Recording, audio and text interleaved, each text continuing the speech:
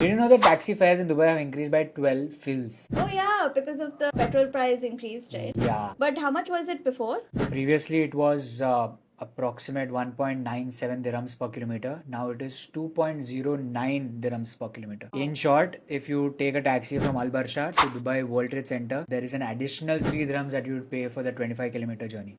Plus, you might not know this, but in Ajman, they have increased by 4 fils. But in Sharjah, they have not changed the taxi fares at all. Sharjah has not increased their prices and they have like 3-day weekend. I think I should shift to Sharjah. You have a car, right? Now I am shifting to Sharjah.